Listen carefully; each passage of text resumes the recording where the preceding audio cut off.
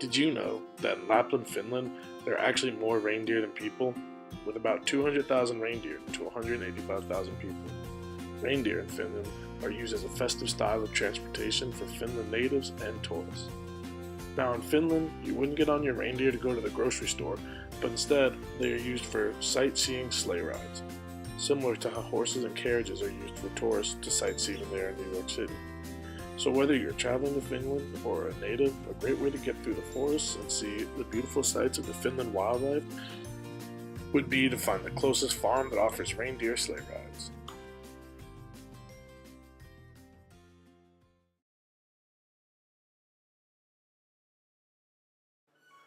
Did you know that in Russia, a large majority of motorists have a dashboard camera equipped in their car? What this does is allow the driver to record what is going on in front of them during their time on the road. This has played a hand in a lot of outrageous videos of car accidents in Russia happening, such as the videos you're seeing now. But the real reasoning for Russians using dash cameras is the fact that they have very corrupt road policing. Police officers in Russia are known for pulling people over and writing a ticket, only to expect to get a bribe from the driver out of it. And the best way for a driver to avoid such a situation is to have video evidence of their driving, in case they need to combat any false claims.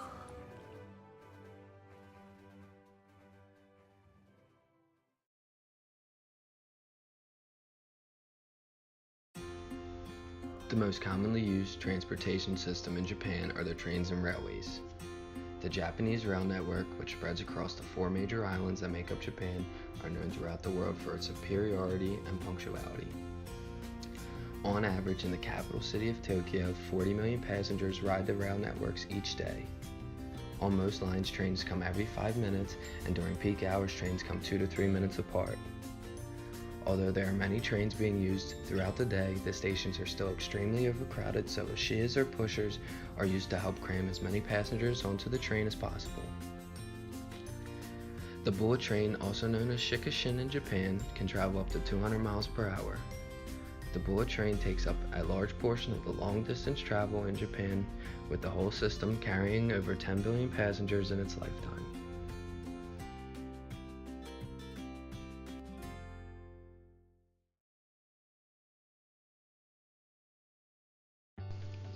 Did you know, in India, public transportation remains the primary mode of transport for most of its citizens?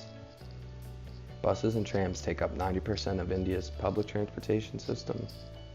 Although most of the buses operating in India are privately owned, state governments own and operate public buses through corporations that are trying to connect small villages with each other. There are about 1.6 million buses that are registered in India, carrying about 70 million passengers per day to their destination.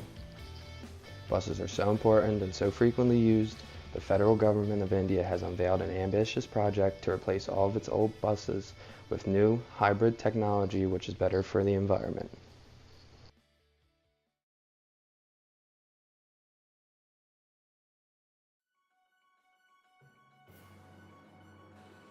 Did you know that in the Netherlands, the Dutch population has about 17 million people and about 22.5 million bicycles, which are used all over it?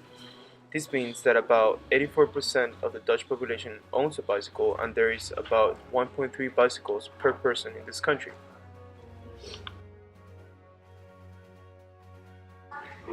Even in the deepest, most rural areas of this country, the Netherlands has developed an extensive and impressive bicycle road system, letting the Dutch travel easily with their favorite vehicle, the bicycle. These 2 short time lapses extend over a long period of time, showing the daily use of the rural and city bicycle road system in different parts of the Netherlands.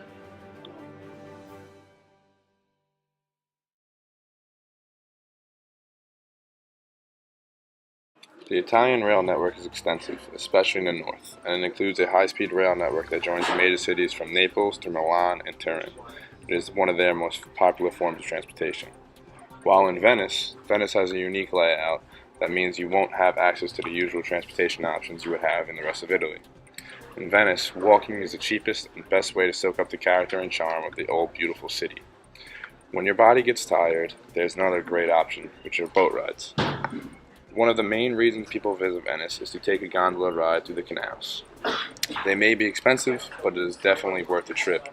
It is said that you need to settle the price, route, and length of time with the gondola beforehand. A less pricey option to travel are the water taxis and buses that Venice has to offer for the public. If you're going to be in the city for more than a day or two, a multi-day bus pass is a great investment and might save you a bit of a coin.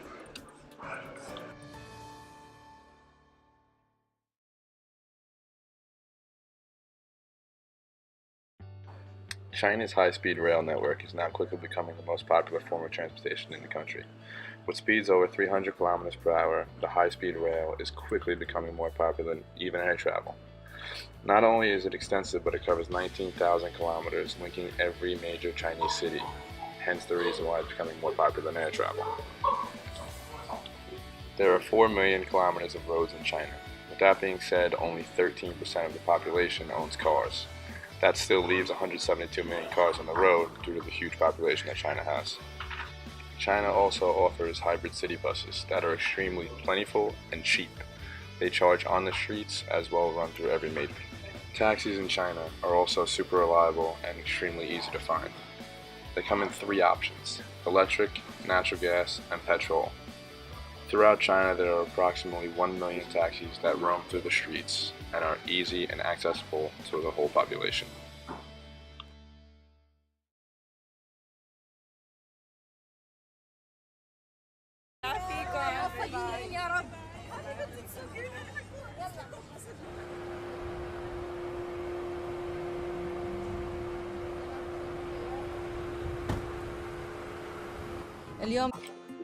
Did you know, in Saudi Arabia, the ban is over for women not being allowed to drive? The sanction was deactivated as of June 2018, and women can now get their driver's license at their local DMV. This was brought into action by the Crown Prince Mohammed bin Salman for his ambition to focus on the social and economic reforms of Vision 2030. Prince Mohammed wanted more women to join the workforce, as before they had to hire men drivers to take them where they needed. This would cause these expenses to come directly out of these women's salaries, causing less women to be interested in the hardship of just getting to work.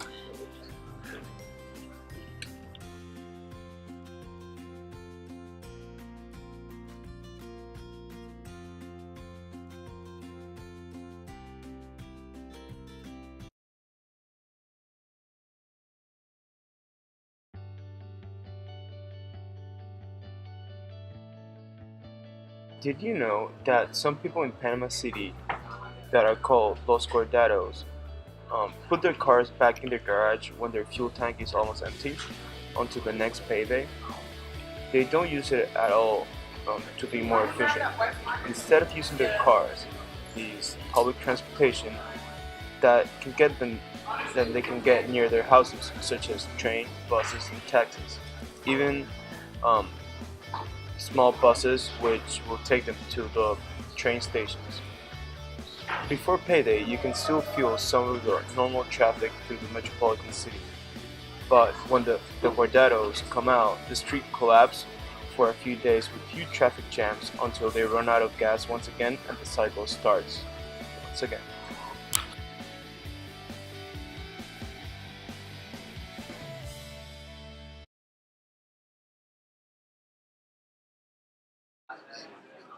Did you know the United States is known for a future push in automated vehicles and zero-emission automobiles? This has many efficiency advantages, as seen in this video, with the 5 steps in becoming an automated vehicle. Seen here is a fully automated vehicle where Domino's can deliver without any driver at all. There comes disadvantages though, as the artificial intelligence will need to evolve for decades. Not being able to censor the pedestrians and smaller time gaps is a major threat to future automated vehicles. There was a case of an automated Uber driver that killed a pedestrian. The zero-emission automobiles need to gain market exposure, but their presence has built an eco-friendly market for people to save money as well as the environment by staying away from carbon emissions.